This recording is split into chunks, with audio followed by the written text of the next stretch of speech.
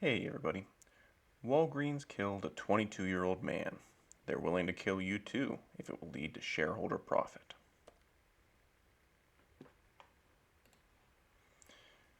To start off, I would like to provide a definition for a term that isn't brought up enough: social murder.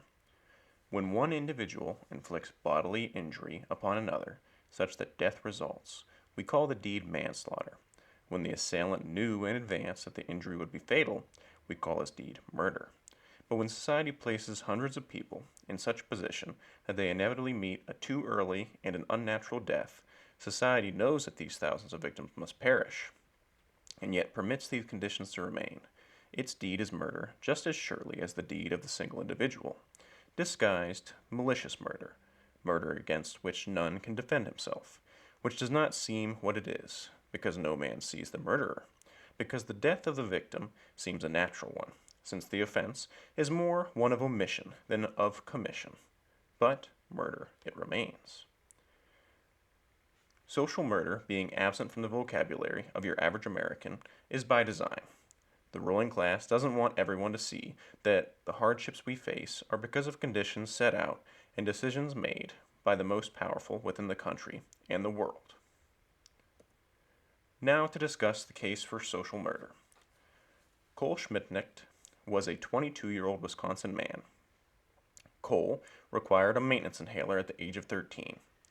One day, on his visit to Walgreens, Cole discovered that his inhaler's price had jumped from $65 to over $500. Cole had to make the decision. Would he pay his rent, or would he purchase his maintenance inhaler? Cole decided to purchase the cheaper rescue inhaler.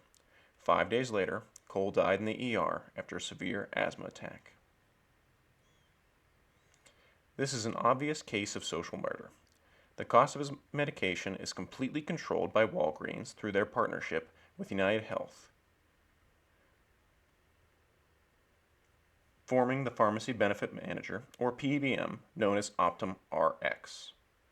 This medicine did not need to cost over $500, but it benefited the shareholders to do so, and as a result, Cole died. The purpose of a system is its outcome. The purpose of the American healthcare system is to siphon as much money out of the people as possible for as little care as possible. And if people like Cole die because of it, those at the top do not care. Now to discuss who is at the top of these systems that control our lives.